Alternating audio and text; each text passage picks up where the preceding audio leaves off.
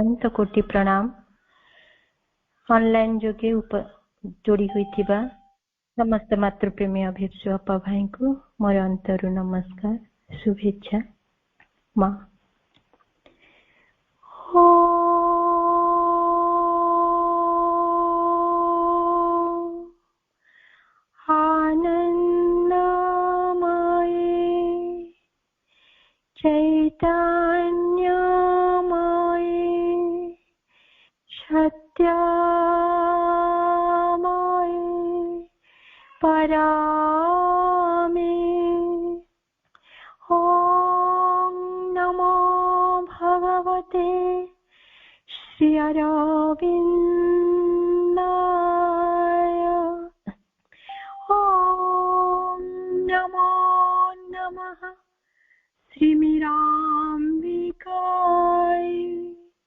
नमामि श्रीमातृ मीरारविन्दे श्रीमातृमीरारविन्द शरणं मम विजेतां श्रीमातृमीरारविन्दे ॐ श्री अरविन्दमिरे प्रकाशं कुरुमि चितमनोजीवनं तव शक्तिश्च प्रेमेश्च ज्योतिर्विधाय सर्वभूते परानित्यं पश्यमेनं विधेयम् ॐ परामोच प्रभो सत्य नित्यत्वामेव केवलम् अनुवर्तामहे सत्यम् अनुजीवाम केवलम् ॐ तत्सवितुर्वरं रूपं योतिः परस्य धीमहि यन्नः सत्येन दीपयेत् ॐ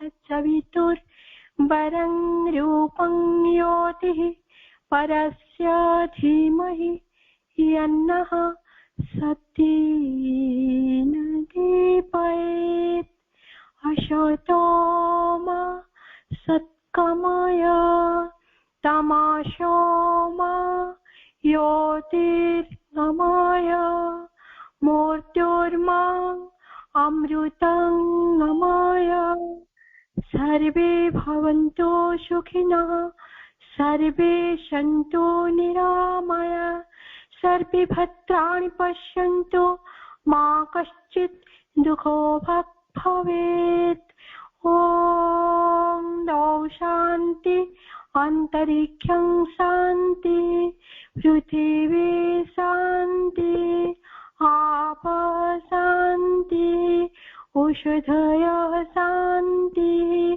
वनस्पतयः शान्ति विश्वदेवा शान्ति ब्रह्मं शान्ति सर्वं शान्ति शान्तिरेव शान्ति सामा शान्तिरेधि ॐ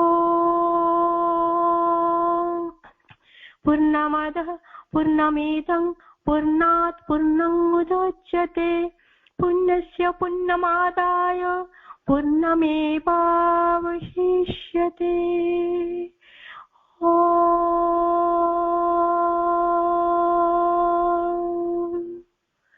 शान्ति शान्ति शान्ति मा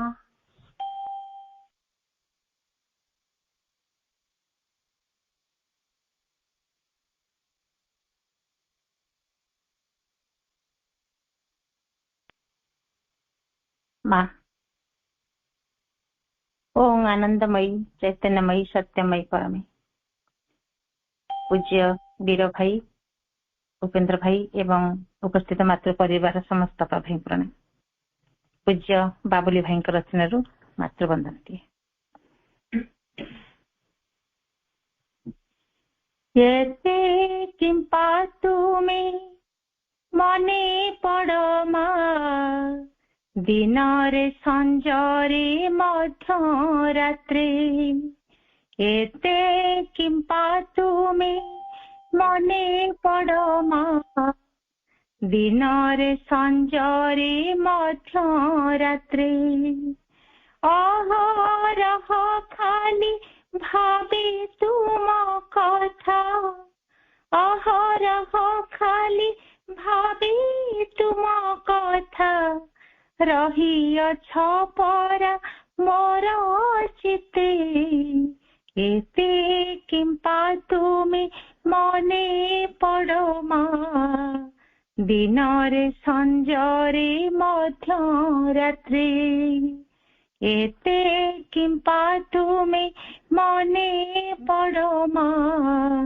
ଦିନରେ ସଞ୍ଜରେ ମଧ୍ୟ ରାତ୍ରେ ବିଷାଦ ଘାରିଲେ ଭୟ ଲାଗୁଥିଲେ ଆଉ ସବୁ ଚିନ୍ତା ବିଚାର ଆସିଲେ ବିଷାଦ ଘାରିଲେ ଭୟ ଲାଗୁଥିଲେ ଆଉ ସବୁ ଚିନ୍ତା ବିଚାର ଆସିଲେ ହାତ ଧରି ମୋର ବାଟ କଢ଼ାଇବ ହାତ ଧରି ମୋର ବାଟ କଢ଼ାଇବ ଘନ ଘୋର ଅନ୍ଧକାର ପଥେ ଏତେ କିମ୍ପା ତୁମେ ମନେ ପଡ଼ ମା ଦିନରେ ସଞ୍ଜରେ ମଧ୍ୟ ରାତ୍ରେ ଏତେ କିମ୍ପା ତୁମେ ମନେ ପଡ଼ ମା ଦିନରେ ସଞ୍ଜରେ ମଧ୍ୟ ରାତ୍ରେ ଯେଉଁ ବାଟେ ଗଲି ତୁମକୁ ଭେଟିଲି କରମେ ବିଶ୍ରାମେ ଅନୁଭବ କଲି ଯେଉଁ ବାଟେ ଗଲି ତୁମକୁ ଭେଟିଲି କରମେ ବିଶ୍ରାମେ ଅନୁଭବ କଲି ଚାରିଦିଗୁ ମୋତେ ରହିଅଛ ଘେରି ଚାରିଦିଗୁ ମୋତେ ରହିଅଛ ଘେରି ବିପଦ ଆସିବ କେଉଁ ମତେ ଏତେ କିମ୍ପା ତୁମେ ମନେ ପଡ଼ ମା ଦିନରେ ସଞ୍ଜରେ ମଧ୍ୟ ରାତ୍ରେ ଏତେ କିମ୍ପା ତୁମେ ମନେ ପଡ଼ ମା ଦିନରେ ସଞ୍ଜରେ ମଧ୍ୟ ରାତ୍ରେ ଅହରହ ଖାଲି ଭାବେ ତୁମ କଥା ଅହରହ ଖାଲି ଭାବେ ତୁମ କଥା ରହିଅଛ ପରା ମୋର ଚିତେ ଏତେ କିମ୍ପା ତୁମେ ମନେ ପଡ଼ ମା ଦିନରେ ସଞ୍ଜରେ ମଧ୍ୟ ରାତ୍ରେ ଦିନରେ ସଞ୍ଜରେ ମଧ୍ୟ ରାତ୍ରେ ଦିନରେ ସଞ୍ଜରେ ମଧ୍ୟ ରାତ୍ରେ ମା ବନ୍ଦେ ମାତରମ୍।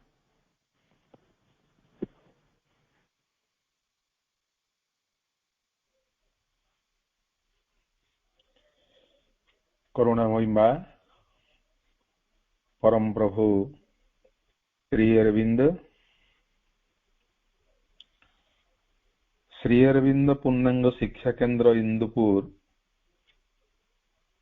पड़ा आनुकूल्य रे साप्ताहिक श्री अरविंद पाठचक्र ऑनलाइन माध्यम रे अनुष्ठित हेउछि। आज से अपूर्व सुजोग ऑनलाइन रे योगदान करिथिबा मातृचरणाश्रित अभिप्सु अपा भाई माननकु मो हृदय भरा प्रणाम जणाउछि। आम गहन रे अछंती आम समग प्रिय पूज्य नमस्य वीर भाई जे कि एई कार्यक्रम रो मुख्य संयोजक तांकु मोर भक्तिपूत प्रणाम जणाउछि। ଆଜି ମନ୍ତ୍ର ଉଚ୍ଚାରଣ କରିଛନ୍ତି ମା ପାଦ ପଦ୍ମରେ ଏବଂ ଆମ ସମସ୍ତଙ୍କୁ ମନ୍ତ୍ର ଚେତନାରେ ଉଦ୍ବୁଦ୍ଧ କରିଛନ୍ତି ସମ୍ମାନନୀୟ ଜ୍ୟୋତ୍ସ୍ନା ଅପା। ମାତୃବନ୍ଦନା ନିବେଦନ କରିଛନ୍ତି ରିନୁ ଅପା। ତାଙ୍କ ସୁଲଳିତ କଣ୍ଠ ଆମ ସମସ୍ତଙ୍କୁ ବିଶେଷ ଭାବରେ ଆକର୍ଷିତ କରିଛି ମାଙ୍କ ଚେତନାରେ। ଆଜିର ପାଠଚକ୍ର ସଂଯୋଜିକା ସମ୍ମାନସ୍ପଦା କୁନ୍ତି ଅପା, ତାଙ୍କୁ ମୋର ଭକ୍ତିପୂତ ପ୍ରଣାମ। ସୁଯୋଗ ମିଳିଥିଲା ଥରେ ଏବଂ ପାଠଚକ୍ରରେ ଜଣେ ସାଧକର ମନୋଭାବ କିପରି ହେବା ଉଚିତ ଏ ପ୍ରଶ୍ନଟି ପଚରା ଯାଇଥିଲା ମାଙ୍କୁ ଏବଂ ମା କହିଥିଲେ 12 ପ୍ରକାର ମନୋଭାବର କଥା। ଆମେ ସେଇ ପାଠଚକ୍ରରେ ପ୍ରଥମ 4ଟି ମନୋଭାବ ବିଷୟରେ ଆଲୋଚନା ରଖିଥିଲୁ ମାଙ୍କ ପାଦ ପଦ୍ମରେ। ପ୍ରଥମଟି ଥିଲା ଆନ୍ତରିକତା, ଦ୍ୱିତୀୟଟି ଥିଲା ବିନମ୍ରତା, ତୃତୀୟଟି ଥିଲା କୃତଜ୍ଞତା ଏବଂ ଚତୁର୍ଥଟି ଥିଲା ଅଧ୍ୟବସାୟ। ଆଉ 4ଟି ରହିଛି ଅଭିପ୍ସା, ଗ୍ରହଣଶୀଳତା, ପ୍ରଗତି ଏବଂ ସାହସ। ଏହିପରି 8ଟି ମନୋଭାବ ହେଉଛି ଭଗବାନଙ୍କ ପାଇଁ, ଯେ ଆମ ପଥ ପ୍ରଦର୍ଶକ, ଯେ ଆମ ଚିନ୍ତା ଏବଂ ଚେତନାର ମାର୍ଗଦର୍ଶକ, ଆମ ଅଭିପ୍ସାର କେନ୍ଦ୍ରବିନ୍ଦୁ। ଏଇ 8ଟି ମନୋଭାବ ତାଙ୍କ ପ୍ରତି ନିବେଦିତ ହେଇଛି। 4ଟି ରହିଲା ଉତ୍ତମ ଭାବ, ବଦାନ୍ୟତା, ସମତା, ସମଚିତ୍ତତା ଏବଂ ଆଜି ଆମେ ଏ ପ୍ରସଙ୍ଗଟିକୁ ଆଲୋଚନାର ପରିସରଭୁକ୍ତ କରିବା। ଇନ୍ଦୁପୁର ଅନଲାଇନ ପାଠଚକ୍ର ବାସ୍ତବରେ ପ୍ରେରଣା ଦେଉଛି ଏବଂ ଉତ୍ସାହିତ ଜୀବନକୁ ନୂଆ ଭାବରେ ଗଢିବାର ପ୍ରେରଣା ଅନବରତ ଦେଇ ଚାଲିଛି। ତେଣୁ ସମସ୍ତଙ୍କୁ ଆଉ ଥରେ ହୃଦୟ ଅଭିନନ୍ଦନ ଜ୍ଞାପନ କରୁଛି। ଥରେ ମା ଏଇ ସାଧକ ମାନଙ୍କର ମାନ ନିର୍ଣ୍ଣୟ ସମ୍ପର୍କରେ କହିଥିଲେ। ସାଧକ ମାନଙ୍କ ପାଇଁ ଯେ ସାଧକ ମାନଙ୍କ ପୂର୍ଣ୍ଣତାର ମାନ କିପରି ହେବା ଉଚିତ, ତାଙ୍କ ଅମୃତମୟ ବାଣୀରେ ମା ଜଣେଇ ଦେଇଥିଲେ ପଣ୍ଡିଚେରୀ ଆଶ୍ରମ ସାଧକ ମାନଙ୍କ ପାଇଁ ଏବଂ ପରବର୍ତ୍ତୀ ପର୍ଯ୍ୟାୟରେ ଆମ ମାନଙ୍କ ପାଇଁ, ଯେ ପ୍ରକୃତରେ ଆମ୍ଭେମାନେ ପୂର୍ଣ୍ଣତା ପାଇଁ ତୃଷାତୁର ହେବା ଉଚିତ। ଆମ ମାନଙ୍କର ତୃଷା ଶୋଷ ପୂର୍ଣ୍ଣତା ପାଇଁ ହେବା ଉଚିତ। ପୂର୍ଣ୍ଣତା କହିଲେ ଆମେ କୌଣସି ପୂର୍ଣ୍ଣତାକୁ ଯେପରି ନ ବୁଝୁ, ସେଥିରେ ଅହଂର ପରିପ୍ରକାଶ ହେଇ, ଯଦି ମାନବୀୟ ପୂର୍ଣ୍ଣତା କଥା ଉଠିବ ସେଥିରେ ଅହଙ୍କାର ତାର ଆସ୍ଥାନ ମିଳେଇ ବସିବ। ଯାହା ଭଗବାନଙ୍କ ପାଇଁ ବାରମ୍ବାର ପଥରୋଧ କରିଦିଏ ତାହା ହେଉଛି ଅହଙ୍କାର ଏବଂ ସ୍ୱାର୍ଥପରତା। ଆମେ ସେ ପ୍ରତି ଆଦୌ ଗୁରୁତ୍ୱ ଦେବା ନାହିଁ। ତେବେ ପୂର୍ଣ୍ଣତା କଥା କଣ? ମା ଯୋଉଟା କହୁଛନ୍ତି, ଆମେ କେଉଁ ପୂର୍ଣ୍ଣତା ଚାହିଁବା?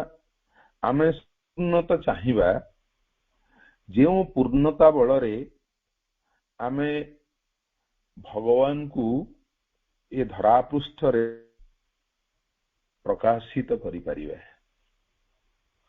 ସେଇଭଳି ଗୋଟିଏ ହୃଦୟ ଆମର ଦରକାର, ଏକ ସ୍ୱତଃସ୍ଥ ମନୋଭାବ, ଉତ୍ସର୍ଗୀକୃତ ମନୋଭାବ, ସମ୍ପୂର୍ଣ୍ଣ ଭାବରେ ଏକ ସମର୍ପିତ ଭାବ ହେଲେ ଯାଇ ଏ ଜୀବନ କୃତାର୍ଥ ହେବ। ଧନ୍ୟ ହେବ। ବିଭୁ ଚରଣାଶ୍ରିତ ଜୀବନ ବି କୌଣସି ଅସନ୍ତୋଷ ବା ଦାବି ପ୍ରତି ଗୁରୁତ୍ୱ ଦିଏ ନାହିଁ। ତେଣୁ ଆମେ ସମସ୍ତେ ଜାଣି ରଖିବା ଉଚିତ ଯେ ଆମ ଭିତରେ ସ୍ୱୟଂ ଭଗବାନ ସ୍ଥିତ ହେବେ। ଆମେ ପ୍ରଥମ 4ଟି ମନୋଭାବ ଆଲୋଚନାର ପରିସରଭୁକ୍ତ କରିଥିଲୁ। ଏବେ ପଞ୍ଚମଟି ଆଲୋଚନା କରିବା, ଯୋଉଟା ଅଭିପ୍ସା। ଆମେ ଏଇ ସାଧାରଣ ଜୀବନରେ ନିଜ ପାଇଁ ସବୁବେଳେ ଗୁରୁତ୍ୱ ଦଉଛୁ। କେମିତି ଘର ଦ୍ୱାର ହବ, ଜମିବାଡି ହବ, ପିଲାଛୁଆ ଚାକିରିଜୀବୀ ହେବେ, ବିପୁଳ ଧନ ଉପାର୍ଜିତ ହେବ ଏବଂ ଗୋଟିଏ ସୁଖମୟ ଜୀବନ ଆମେ ଉନ୍ମୁଖ ହଉଛୁ। କିନ୍ତୁ ଅଭିପ୍ସାର ଅର୍ଥ ହେଉଛି ନିଜ ପାଇଁ କିଛି ନ ଚାହିଁ କେବଳ ଭଗବତ ଅଭିମୁଖୀ ହେବା। ଏଇଟା ହେଉଛି ଅଭିପ୍ସା। କେବଳ ଭଗବାନଙ୍କୁ ଚାହିଁବା, ଯାହା ବି ହଉନା କାହିଁକି, ତାଙ୍କ ବିନା ଏ ଜୀବନର କୌଣସି ଅର୍ଥ ନାହିଁ। ଏଇଭଳି ଗୋଟିଏ ସଂକଳ୍ପ ଆମ ଭିତରେ ସ୍ଥାୟୀ ହେବ, ଯାହା ଏପର୍ଯ୍ୟନ୍ତ ସ୍ଥାୟୀ ହେଇନାହିଁ। ଆମେ ପ୍ରସ୍ତୁତି ପଥରେ ଅଛୁ। ଯଦି କୌଣସି ଭାଇ ବା ଅପାଙ୍କର ଜୀବନ ସ୍ଥାୟୀ ହେଇଯାଇଥାଏ, ତାହେଲେ ତ ଅହୋଭାଗ୍ୟ। ନିଜ ପାଇଁ ଚିନ୍ତା କରି କେବଳ ଭଗବାନଙ୍କ ପାଇଁ ଚିନ୍ତା କରିବା ଏବଂ ଭଗବତ ଅଭିମୁଖୀ ହୋଇ ଉଠିବା, ଚିନ୍ତାରେ, ଭାବନାରେ, ନିଜ କାର୍ଯ୍ୟକଳାପରେ, ବାକ୍ୟ ବିନିମୟରେ, ଚାଲିଚଳଣୀରେ, ଆଚାର ବିଚାରରେ, ପ୍ରତିଟି ପର୍ଯ୍ୟାୟରେ ଯଦି ଆମେ ଈଶ୍ୱରଙ୍କୁ ନେଇ ବଞ୍ଚୁଛୁ, ତେବେ ତାହା ହେଉଛି ଅହୋଭାଗ୍ୟ। ଯେମିତି ଗୋଟେ ନିଆଁ ହେଉଛି ବାସ୍ତବରେ ଭଗବାନଙ୍କର ଗୋଟେ ଅମୂଲ୍ୟ ଦାନ। ସେ ସଦା ସର୍ବଦା ନିଜ କର୍ମରେ ହିଁ ଲିପ୍ତ ଥାଏ। ସାଧାରଣ ଦିଆସିଲି କାଠିଟିଏ ସବୁ କିଛିକୁ ନଷ୍ଟ କରିଦେଇପାରେ, ସବୁ କିଛିକୁ। କିନ୍ତୁ ତାକୁ ସାଇତି କରି ରଖିଲେ, ଯତ୍ନରେ ରଖିଲେ, ବ୍ୟବହାର ଯୋଗ୍ୟ ହେଲେ, ସେ ଆମ ଜୀବନକୁ ସବୁ ପ୍ରକାର ସହଯୋଗ ଏବଂ ସହାନୁଭୂତି ଦେଇ ଚାଲିଛି। ଭଗବାନଙ୍କ ଇଚ୍ଛାକୁ ପୂରଣ କରିବା ପାଇଁ ଆମେ ଆସିଛୁ, ଏଇ ଅନୁଭବ ମାନଙ୍କର ହେବା ଉଚିତ। କିନ୍ତୁ ତା ନ ହୋଇ ଆମେ ନିଜର ଇଚ୍ଛାକୁ ପୂରଣ କରି ଚାଲିଛୁ। ଏଇଟା ଦରକାର, ସେଇଟା ଦରକାର, ଏଇଟା ନାହିଁ, ଏଇଟା ନହେଲେ ନ ଚଳେ। ଆମେ କେତେ ଗୁରୁତ୍ୱ ଦଉଛୁ ନିଜ ଉପରେ। ସତେ ଯେମିତି ଆମେ ଗୋଟେ ଅସହାୟ ବ୍ୟକ୍ତିତ୍ୱ, ଏ ସମାଜର ଗୋଟେ ଦୁଃଖୀ ଏବଂ ଅସଜଡ଼ା ମଣିଷ। ବ୍ୟକ୍ତିଗତ ଆଶା ଆକାଂକ୍ଷା ପୂରଣରେ ଜୀବନଟା ସରିଯାଉଛି। କିନ୍ତୁ ଅଭିପ୍ସାର ମୂଳ ସତ୍ୟଟି ହେଉଛି ଭଗବାନଙ୍କ ଇଚ୍ଛାକୁ ପୂରଣ କରିବା ପାଇଁ ଆମେ ଆସିଛୁ। ଭଗବାନଙ୍କ ଚେତନାରେ ବସବାସ କଲେ ଭଗବାନଙ୍କର ଇଚ୍ଛାଟି ପୂରଣ ହେବ। ଭଗବାନଙ୍କର ଇଚ୍ଛା କଣ? ଏ ଜୀବନ ତାଙ୍କରି ଦାନ। ଏ କର୍ମ ହେଉଛି ତାଙ୍କରି ଉଦ୍ଦେଶ୍ୟରେ। ଏ ପରିବାର, ବନ୍ଧୁ ବର୍ଗ, ଏ ସମସ୍ତେ ହେଉଛନ୍ତି ତାଙ୍କ ଅଭିପ୍ସାର ଗୋଟିଏ ଗୋଟିଏ ଆଶୀର୍ବାଦ। ଏଇଭଳି ଗୋଟିଏ ସଂକଳ୍ପ ଆମ ଭିତରେ ରହିବ। ଅଭିପ୍ସା କରୁନାହାନ୍ତି, ସେମାନେ ଅସଜଡ଼ା ମଣିଷ, ଅବାଉଛନ୍ତି। ତେଣୁ ସେଇମାନେ ହିଁ ହେଉଛନ୍ତି ଭଗବାନଙ୍କର ବ୍ୟର୍ଥ ସୃଷ୍ଟି। ଭଗବାନଙ୍କୁ ପାଇବା ପାଇଁ ଯୋଉମାନଙ୍କର ଆଗ୍ରହ ନାହିଁ, विरोध करूचंती भगवत कर्म को बा भगवत चेतना समय दउ नाहंती मते समय मिलू नहीं बोली बाहाना करूचंती ठकामी करूचंती भंडामी करूचंती एमाने होचंती प्रकृतरे भगवानकर व्यर्थ सृष्टि कारण एपर्यंत सेमानकु जहा दिया जाइथिला से संपर्क रे सेमाने सचेतन ही नाहंती उदाहरण स्वरूप पंडिचेरी आश्रम रे एभली घटनाटी घटिछि जणे आश्रम रे रही जीवन यापन करिया पई इच्छा प्रकाश कले किंतु आश्रम रो जो श्रृंखला आश्रम रो जो सद्भाव समस्ते कर्मजीवी हेबे समस्तंग भितरे पारस्परिक सहबंधन रहिबो एवं नियमित भाव रे समस्त सचेतन हेबे ए व्यक्ति तो अलसुआ तेणु किछि दिन आश्रम परिसर भितरे रहिला मात्र के तांको भल लागिला ना फल रे जेउ बंधु तांको नेकी जाइतिले सेही बंधु को से कहिले मते अन्य कोठी थैथान कर बंधु सहयोग रा हाथ बढ़ेले गोटे धनी व्यक्ति पाखरे तुम जाई काम कर से लोकटा सेही धनी व्यक्ति पाखरे जाइला एवं किछि मास रहिला पर से खूब आनंद अनुभव कला से धनी व्यक्ति काम कला बेले खूब आनंद अनुभव कला कारण सेठी सब प्रकार निम्न काम चलीथिला निम्न प्रकृतिर घर थिला से परिवेश कामना अछि वासना अछि लोभ अछि मोह अछि अहंकार अछि आत्मबड़िमा अछि एवं आवश्यकता अनुଯାयी निशा सेवन करिवार समस्त संयोजना अछि तेणु से लोकटी खूब आनंद रे आश्रम अपेक्षा मु बहुत खुशी अछि बोली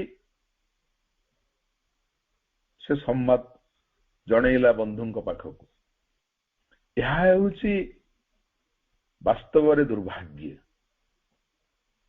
मिलिथिला सुजोग एक सुंदर से जीवन टी बितेई पारि थांता किंतु जीवन को से रसातल को फिंगी देला ଏହା ହେଉଛି भगवानकर व्यर्थ सृष्टि मन अभिप्सा करे जटिल परिस्थिति निजकू बाहर करिया पाई भगवत अभिमुखी हेबो अभिप्सा करिवो कारण ता भितरे नमनीयता सृष्टि हेबो कोमलता सृष्टि सबु किछि को से अनुभव करि पारुथुवो बुझी पारुथुवो शरीर वास्तव भगवान को सह एकत्व हेबा पई अभिप्सा करुथुवो जे मोर प्रतिटी कोष मो शरीर प्रति भगवान को कार्य जेपरी नियोजित हुअन्ति तेणु मन प्राण शरीर जेभली अभिप्सारे लिप्त हुअन्ति जोड़ी हुअन्ति लागी रहन्ति तेबे जीवन मधुमय हे जिवो विश्वकवि रवींद्रनाथ सेही भली गोटे जीवन अपेक्षा रे साधना करुथिले आम ओडिया साहित्यर सारस्वत साधक स्वभाव कवि गंगाधर मेहेर सेही चेतना रे थाई कहिथिले विश्व देख मधुमय रे जीवन विश्व देख मधुमय मधुर झरण करुछि हरण तो पाप मरण भय रे जीवन विश्व देख मधुमय एटा होची अभिप्सा मन अभिप्सा करिवो प्राण अभिप्सा करिवो शरीर अभिप्सा करिवो एवं भगवान को सह युक्त हेबो आम जोगर अर्थ होची भगवान को सह युक्त हेबा एटा होची अभिप्सा अन्यटी होची ग्रहणशीलता ଗ୍ରହଣଶୀଳତାର ଅର୍ଥ ହେଉଛି ଆମେ ଭଗବାନଙ୍କ ସନ୍ତାନ, ଏ ଅନୁଭବଟି ସବୁବେଳେ ରହିବ। ଅମୃତସ୍ୟ ପୁତ୍ର, ଆମ ଭିତରେ ସେଇ ସାମର୍ଥ୍ୟ ଅଛି। ଆମେ ଅଯୋଗ୍ୟ ନହୁ, ଅପଦାର୍ଥ ନହୁ, ବା କେବେ ବି ଏ ପୃଥିବୀର ଅଦରକାରୀ ମଣିଷ ନହୁ। ଆମ ଅଛି ଭଗବାନଙ୍କର ସାମର୍ଥ୍ୟ। ଭଗବାନଙ୍କ ସାମର୍ଥ୍ୟରେ ଆମେ ଜୀବନଟି ଅତିବାହିତ କରୁଛୁ। ଗ୍ରହଣଶୀଳତାର ଅର୍ଥ ତାଙ୍କଠୁ ଆସିଛୁ, ତାଙ୍କୁ ଦେଇଦେବାରେ ଆନନ୍ଦ ଅନୁଭବ କରିବୁ। ମୁଁ ଭଗବାନଙ୍କୁ ଦେବା ପାଇଁ ଚାହେଁ। କଣ? ମୋ ଭିତରର ନିମ୍ନ ପ୍ରକୃତି, ଯାହା ତାଙ୍କ କାର୍ଯ୍ୟରେ ପ୍ରତିବନ୍ଧକ ହେଉଛି, ପଥରୋଧ କରୁଛି। କାରଣ ମୁଁ ତ ତାଙ୍କରି ଚେତନା, ସେ ମତେ ଜନ୍ମ ଦେଇଛନ୍ତି, ତାଙ୍କଠୁ ତାଙ୍କରି ପାଖରେ ଯଦି ମୁଁ ଆତ୍ମନିବେଦନ ନ କରିବି, ତେବେ ନିଶ୍ଚିତ ଭାବରେ ଜୀବନର କୌଣସି ଅର୍ଥ ହିଁ ରହିବ ନାହିଁ। ତାଙ୍କୁ ଦେଇଦେବାରେ ଆନନ୍ଦ, ଦେବାରେ ଆନନ୍ଦ, ଏଇ ଭାବଟି ଆମର ସବୁବେଳେ ରହିବ। ଏଇ ଭାବଟି ସବୁବେଳେ ରହିବ। ଯୋଉମାନଙ୍କ ଭିତରେ ଆତ୍ମବଡ଼ିମା ଅଛି, ଦେଖେଇ ହୁଅନ୍ତି, ଏମିତି ଲୋକମାନଙ୍କର ସଂଖ୍ୟା ଯାହାକୁ ଯେତେ, ଦେଖେଇ ହେବାରେ ସେମାନେ ସବୁବେଳେ ଆନନ୍ଦ ଅନୁଭବ କରନ୍ତି। ବାହାଦୁରୀ ମାରିବାରେ, ବାହାସ୍ଫୋଟ ମାରିବାରେ, ବାସ୍ତବରେ ଏଇଟା ଗ୍ରହଣଶୀଳତା ନୁହେଁ, ଏଇଟା ଅହଙ୍କାରର ପରିଚୟ। ଆତ୍ମବଡ଼ିମା କଣ କରେ? ଗ୍ରହଣଶୀଳତାର ବାଟକୁ ବନ୍ଦ କରିଦିଏ। ଯୋଉମାନେ ଅଜ୍ଞାନୀ, ଯେ ଈଶ୍ୱରଙ୍କ କିଛି ଜାଣିବାକୁ ଚାହୁଁନାହିଁ ଏବଂ ସବୁବେଳେ ନିଜର ଅହଙ୍କାରରେ ବା ଆତ୍ମବଡ଼ିମାରେ ମୁଁ ଠିକ ଅଛି, ବହୁତ ଭଲ ଅଛି, ମୋର ଜମିବାଡ଼ି ଅଛି, ଲକ୍ଷ ଲକ୍ଷ ଟଙ୍କା ବ୍ୟାଙ୍କ ବାଲାନ୍ସ ରେ ଅଛି ବୋଲି ବାରମ୍ବାର ଅନ୍ୟମାନଙ୍କ ଆଗରେ ନିଜର କୁ ସାବ୍ୟସ୍ତ କରୁଥାଏ, ସେ ଲୋକଟି ବୁଝିପାରୁନାହିଁ ଯେ ତାର କିଛି ହିଁ ନାହିଁ। ଯେ ସବୁବେଳେ ମୋର ବୋଲି କହୁଥାଏ, ମୁଁ ଠିକ ଅଛି ବୋଲି କହୁଥାଏ, ମୋର ସବୁ କିଛି ଠିକ ଅଛି ବୋଲି କହୁଥାଏ, ବାସ୍ତବରେ ତାର କିଛି ବି ଠିକ ନଥାଏ। ତେଣୁ ଗ୍ରହଣଶୀଳତାର ଅର୍ଥ ହେଉଛି ହୃଦୟ ଭିତରେ ଈଶ୍ୱରଙ୍କ ଚେତନାକୁ ନିରନ୍ତର ଭାବରେ ସାଇତି ରଖି ତଦନୁଯାୟୀ ଜୀବନଟିଏ ବଞ୍ଚିବାର ସଂକଳ୍ପ ହେଉଛି ଗ୍ରହଣଶୀଳତା, ଦେବାରେ ଆନନ୍ଦ।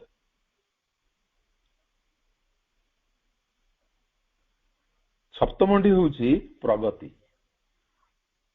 ଗୋଟେ ସାଧକର ଯଥାର୍ଥ ମନୋଭାବରେ ପ୍ରଗତି ଏକ ଗୁରୁତ୍ୱପୂର୍ଣ୍ଣ ବିଭାଗ।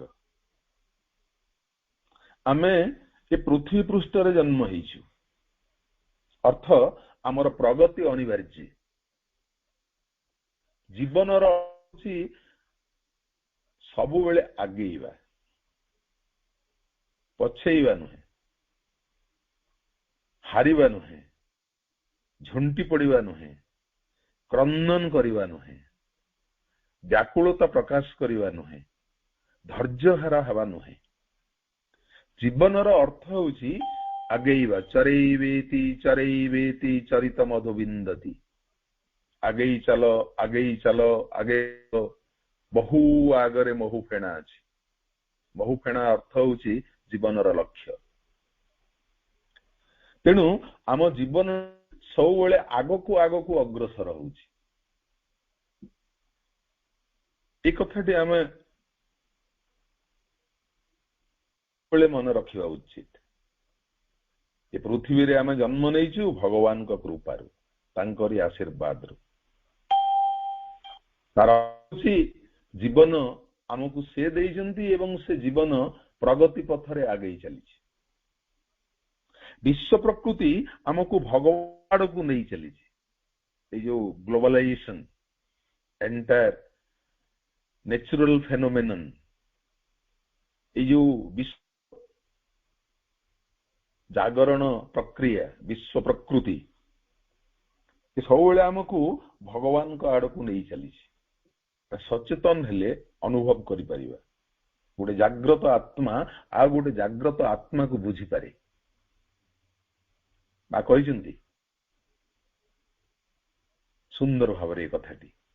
ଗୋଟେ ଜାଗ୍ରତ ଆତ୍ମା ଆଉ ଗୋଟେ ଜାଗ୍ରତ ଆତ୍ମାକୁ ବୁଝିପାରିବ, ଜାଣିପାରିବ, ଅନୁଭବ କରିପାରିବ। କାରଣ ବିଶ୍ୱ ପ୍ରକୃତିର ଲୀଳା ହେଲା ସବୁବେଳେ ଈଶ୍ୱରଙ୍କ ଇଚ୍ଛାକୁ ପୂରଣ କରିବା।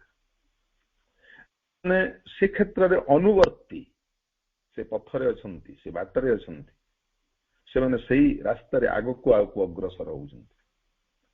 ଚେତନାର ପର୍ଯ୍ୟାୟ ହେଉଛି ଏଇଟା, ଯାହାକୁ ଆମେ କହୁଛୁ ଚେତନାର ଅଭିଯାତ୍ରା ବୋଲି। ଭଗବାନଙ୍କ ସହ ଯୋଡି ହେଇଗଲେ ଆମ ପ୍ରଗତି ବା ଆଗେଇବାର ମୂଲ୍ୟ ବଢିଯିବ। ଆମେ ଲକ୍ଷ୍ୟ ରଖିଥିଲୁ ଆମ ଚେତନାର ପ୍ରତିଟି କୋଷାଣୁ ଯାହା ଚାହୁଁଥିଲେ ମିଳିଗଲା। ଭଗବାନଙ୍କ ସହ ଯୋଡି ହୋଇ ଯଦି ଆମେ ପ୍ରଗତି କରୁନାହୁଁ, ତେବେ ସେର କିଛି ମୂଲ୍ୟ ନାହିଁ ବା ବେଶୀ ଦିନ ତାହା ତିଷ୍ଠି ପାରିବ ନାହିଁ। ଟଳମଳ ହେଇଯିବ, ଝଡିଯିବ, ଝାଉଁଳିଯିବ, ନଷ୍ଟ ହେଇଯିବ। ଏମିତି ଆମ ସମାଜରେ ବହୁତ ଲୋକ ଅଛନ୍ତି ଯୋଉମାନେ କି ଧାର୍ମିକ ବ୍ୟକ୍ତି ବୋଲି ନିଜକୁ ଦେଖେଇ ହୁଅନ୍ତି, ଚିତା ଚୈତନ୍ୟ ମାଖି ସେମାନେ ବେଶ ସ୍ୱଚ୍ଛ ପୋଷାକ ପରିଧାନ କରି ଏ ଦୁନିଆର ପ୍ରତିଟି କୋଣ ଅନୁକୋଣରେ ବୁଲୁଛନ୍ତି। ସେମାନଙ୍କ ବାହ୍ୟ ଆଡମ୍ବରଟା ସତେ ଯେପରି ଗୋଟିଏ ଭଗବାନଙ୍କର ସମର୍ପିତ ଭକ୍ତର ପରିଚୟ, କିନ୍ତୁ ଭିତରେ ଭିତରେ ସେମାନେ ବଡ ନୃଶଂସ ଥାଆନ୍ତି। ସେମାନେ ଅର୍ଥଲୋଭୀ ଥାଆନ୍ତି, ଅର୍ଥବୃଦ୍ଧ ଥାଆନ୍ତି। ଯେନ ତେନ ପ୍ରକାରେଣ ଧନ ଉପାର୍ଜନ କରିବାର ଗୋଟିଏ ଛଦ୍ମବେଶ ଏ ସମାଜରେ ଦେଖିବାକୁ ମିଳେ। ତେଣୁ ମା କହୁଛନ୍ତି ପ୍ରଗତିର ଅର୍ଥ ଯେଉଁମାନେ ଭଗବାନଙ୍କ ସହ ଯୋଡି ହୋଇ ତାଙ୍କରି କାର୍ଯ୍ୟରେ ଲିପ୍ତି ତାଙ୍କରି ଚେତନାକୁ ସାକାର ରୂପ ଦେବା ପାଇଁ ଅହରହ ପ୍ରୟାସ କରୁଛନ୍ତି, ସେମାନଙ୍କ ପାଇଁ ଆଶୀର୍ବାଦ ବା କୃପା ଅନବରତ।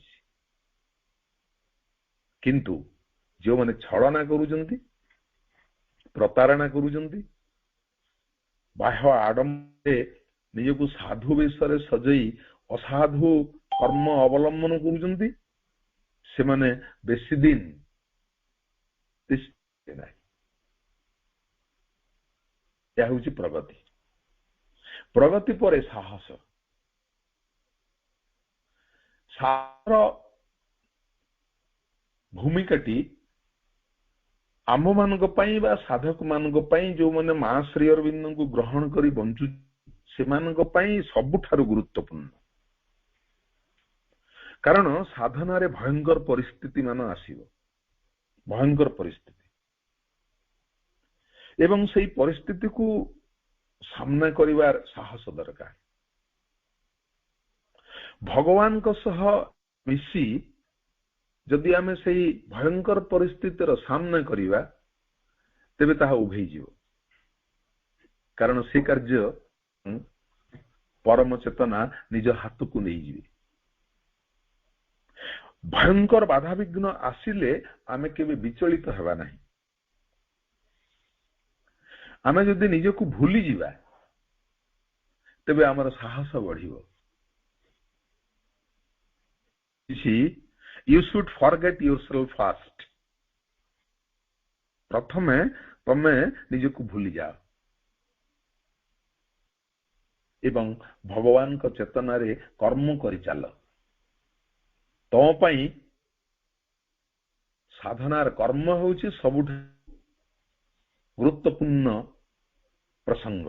ତାହା ହିଁ ହେଉଛି ଶିକ୍ଷା କ୍ଷେତ୍ର। ବାଧା ସାମ୍ନାକୁ ଆସିଲେ ବି ତୁମେ କେବେ ବିଚଳିତ ହେବ ନାହିଁ, ସେଇଟା ହେଉଛି ସାହସ। କେବେ ବିଚଳିତ ହେବ ନାହିଁ। କୌଣସି ଅପଶକ୍ତି ମାତୃଚରଣାଶ୍ରିତ ଯଥାର୍ଥ ସନ୍ତାନ ବିଚଳିତ କରିବ ନାହିଁ। ଯଦି ସେ ଯଥାର୍ଥ ମନୋଭାବରେ ଅଛି, ତାର ଆଟିଚ୍ୟୁଡ ଯଦି ରାଇଟ୍, ତେବେ ସେ କେବେ ବିଚଳିତ ଭାଙ୍ଗି ପଡିବ ନାହିଁ।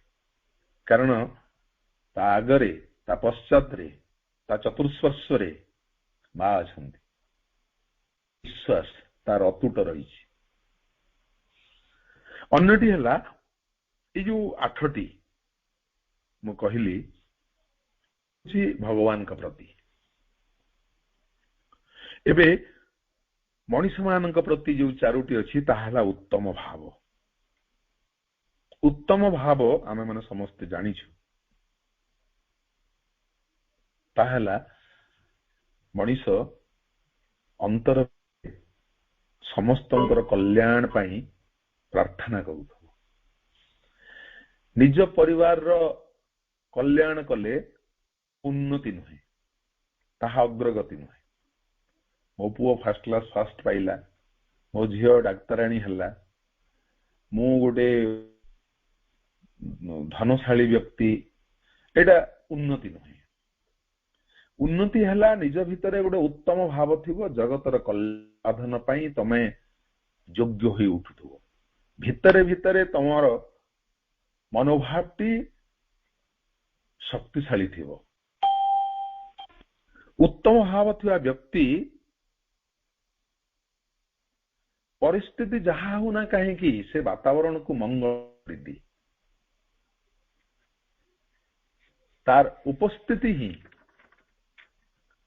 ସେ ପରିବେଶ ବଦଳିଯାଏ। ଯେମିତି ଶ୍ରୀ ଅରବିନ୍ଦ ଉତ୍ତରପଡ଼ାରେ ଯୋଉ ଅଭିଭାଷଣ ଦଉଥିଲେ,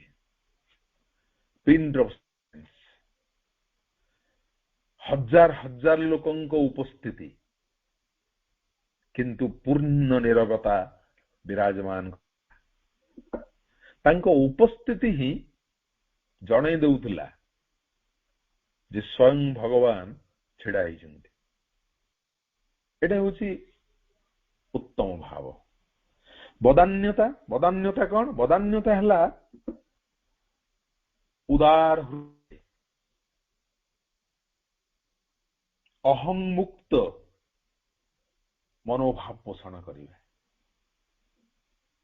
ଯଥାର୍ଥ ବଦାନ୍ୟତା। ଚେତନାକୁ ଯେତେ ବିସ୍ତୃତ କରିବା ଆମେ, ଯେତେ ଉନ୍ମୁକ୍ତ କରିବା ଆମେ, ଆମରେ ଦେଇଦେବାର ମନୋଭାବଟି ସେତେ ଦୃଢ ହବ। ଆମେ ବେଳେ ବେଳେ ପାର୍ଥିବ ମନ ନେଇ କାର୍ଯ୍ୟ ଭିତରକୁ ପ୍ରବେଶ କରୁ, ଯାହା ଫଳରେ କି ସବୁ କିଛି ଓଲଟ ପାଲଟ ହେଇଯାଏ। ଯଥାର୍ଥ ବଦାନ୍ୟତା ହେଉଛି ଅହଂମୁକ୍ତ ଉଦାରତା। ଅହଂମୁକ୍ତ ଉଦାରତା, ଅନ୍ୟର ଖୁସିରେ ଖୁସି ହେବା, ଅନ୍ୟର ଅଗ୍ରଗତିରେ ଆନନ୍ଦ ଅନୁଭବ କରିବା, ସମସ୍ତଙ୍କୁ ସମଭାବାପନ୍ନ ଦୃଷ୍ଟିରେ ଦେଖିବା, ଅନ୍ୟର ଦୁଃଖକୁ ଗ୍ରହଣ କରି ସହଜ ହେବା, ଯାହା ଫଳରେ କି ଭିତର ଚେତନାଟି ମଜବୁତ ହଉଥିବ, ଶକ୍ତିଶାଳୀ ହଉଥିବ। ବଦାନ୍ୟତାର ଆଉ ଗୋଟେ ଗୁଣ ଅଛି। ମା କହୁଛନ୍ତି ବସ୍ତୁ ଏବଂ ବ୍ୟକ୍ତି ଭିତରେ ଅଧିକାର ବୋଧ ରହିବ ନାହିଁ। ଏଇଟା ମୋର ବୋଲି ଆମେ କହୁଛୁ ନା। ଆମେ ଇନ୍ଦୁପୁର ଅନଲାଇନ ପାଠଚକ୍ରରେ ଯେତେ ଯୋଗ ଦେଇଛୁ, ଆମ ଘରେ ଆମେ ମାଙ୍କୁ ରଖିଛୁ ନା, ମାଙ୍କ ବିଗ୍ରହ ରଖିଛୁ ଆମ ଘରେ। ଆମେ କେହି କି जदि आम वीर भाई कही से निश्चित भाव में पूज्य मो मां घरे अच्छी बोली आमे कहूचु मो घरे मो मां विग्रह रखी पाठचक्र करे अपा भाई माने आसंती आम घरे मां पाद स्पर्श अच्छी मां व्यवहार जिनस अच्छी आमे केते कौन कही चली किंतु कही कहूचु कि जे मां घरे मु अच्छी मां कृपा करी मते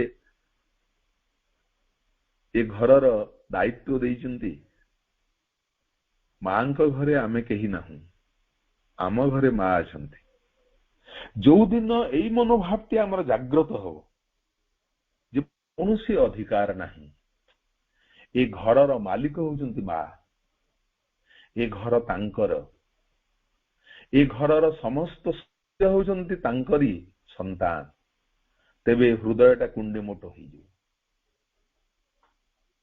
एटा होची बदान्यता एमती पानी पवन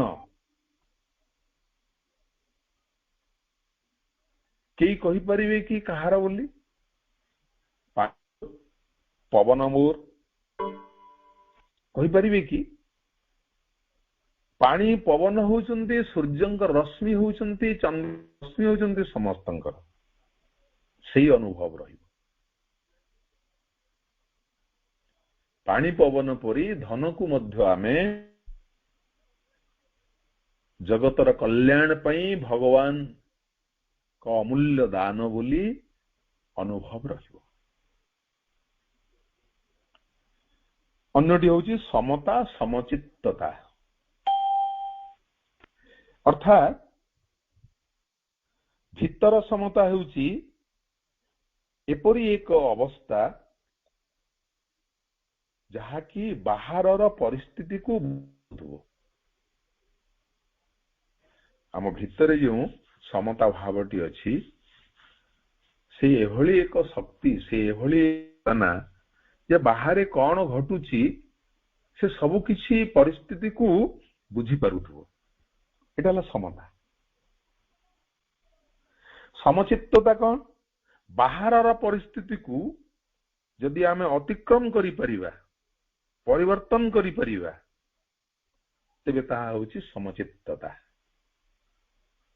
आमर सामर्थ्य अनुଯାयी चेतना अनुଯାयी आम प्रार्थना अनुଯାयी आम कार्यकलापर मान अनुଯାयी जदि आमे बाहर परिस्थिति को अतिक्रम करि पारुथबा बाहर जहा घटुची घटु किंतु मो से सहित आदौ संपृक्त नहे मो चेतना सहित संपृक्त से प्रभाव मते प्रभावित करि परिबो नाही से माने केबे भी मते तांको आड़ को आकर्षित करि परिबे नाही एई दृढ़ संकल्प जदि आम भितर स्थायी की रही गला ताकू कहा जाउछि ए समचित्तता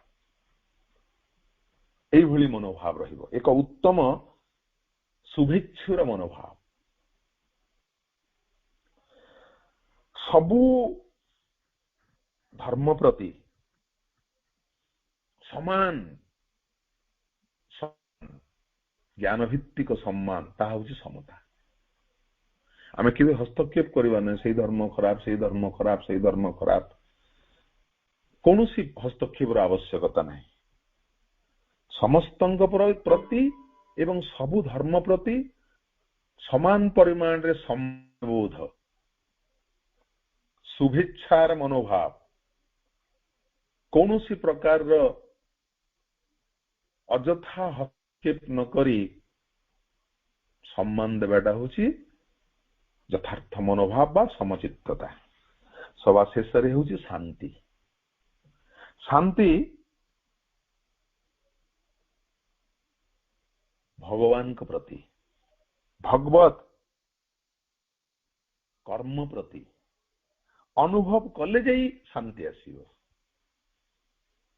मो भगवान को भल पाए भगवान को सृष्टि को भल ये निखिल विश्व ब्रह्मांडर अस्तित्व को भल पाए एक्जिस्टेंस अर्थात ये सबु किछि ब्रह्म जगत ब्रह्म ये मनीष ब्रह्म ये उद्भिद जगत ये प्राणी जगत परिदृश्यमान जगतर समस्त वस्तु सत्ता भितरे निहित होइछन्ति ତେଣୁ ତାଙ୍କୁ ଅନୁଭବ କଲେ ଶାନ୍ତି ମିଳିବ। ଶାନ୍ତି ମାର୍କେଟରେ ମିଳିବ ନାହିଁ। ଯେହେତୁ ଭଗବାନ ହଉଛନ୍ତି ଆନନ୍ଦମୟ, ପ୍ରେମମୟ, ଚୈତନ୍ୟମୟ, ତାଙ୍କରି ସ୍ତରରୁ ଶାନ୍ତି ଆସିବ। ମୋ ଭିତରେ ମୁଁ ଗୋଟେ ଶାନ୍ତିର ଯନ୍ତ୍ର ହେଇପାରିବି। ଅସ୍ଥିରତା କେତେବେଳେ ବି ଶାନ୍ତି ଦେଇପାରିବ ନାହିଁ। ଶାନ୍ତି ହେଉଛି ଭଗବାନଙ୍କର ଏକ ସତ୍ତା। ସ୍ଥିର ମନରେ, ବିଚଳିତ ମନରେ, ଉତ୍ସର୍ଗୀକୃତ ମନୋଭାବରେ ତାଙ୍କୁ ଆବାହନ କରାଯାଏ। ଆଜି ଆମ ଭଉଣୀ ଆବାହନ କରୁଥିଲେ, ଏ ଜ୍ୟୋତ୍ସ୍ନା ଆପା ସ୍ଥିର ମନରେ ସେ ଆବାହନ କରୁଥିଲେ, ଡାକୁଥିଲେ। ଶାନ୍ତି ହେଉଛି ଏକ ସତ୍ତା, ଏକ ଚେତନା। ଆମ ପାଖରେ ଯାହା ଅଛି ଯଦି ଆମେ ସେଥିରେ ସନ୍ତୁଷ୍ଟ ଅଛୁ ତେବେ ଆମକୁ ଶାନ୍ତି ମିଳିବ। ତାର ସଦୁପଯୋଗ କରିପାରିଲା ତେବେ ମାଙ୍କର ଅହେତୁକୀ କୃପା ଅଜାଡି ହେଇଯିବ। ତାହା ହେଉଛି ଶାନ୍ତି। ତେବେ ଆସନ୍ତୁ ଆଜି ଗୋଟେ ସାଧକର ଯଥାର୍ଥ ମନୋଭାବ କିପରି ହେବା ଉଚିତ ସେ ପ୍ରସଙ୍ଗରେ ଆମେ ସମ୍ୟକ ଆଲୋଚନା ରଖିଲେ ପାଖରେ ଉପସ୍ଥିତ ସମସ୍ତ ଦିବ୍ୟ ଅଭିପ୍ସୁ ଅପାଭାଇ ମାନଙ୍କୁ ଆଉ ଥରେ ମୋର ହୃଦୟରୁ ପ୍ରଣାମ ଜଣାଉଛି ଏବଂ ପୂଜ୍ୟ ବୀର ଭାଇ ମତେ ସେ ପ୍ରସଙ୍ଗ ଗୁଡିକ ପରିସମାପ୍ତି ହେଉ ବୋଲି ଆଗ୍ରହ କରିଥିବାରୁ ତାଙ୍କ ପାଖରେ ମଧ୍ୟ ଭକ୍ତିପୂତ ପ୍ରଣାମ ଜଣାଉଛି। ସମସ୍ତଙ୍କୁ ସାଧୁବାଦ ଜଣାଇ ରହୁଛି। ବନ୍ଦେ ମାତରମ୍।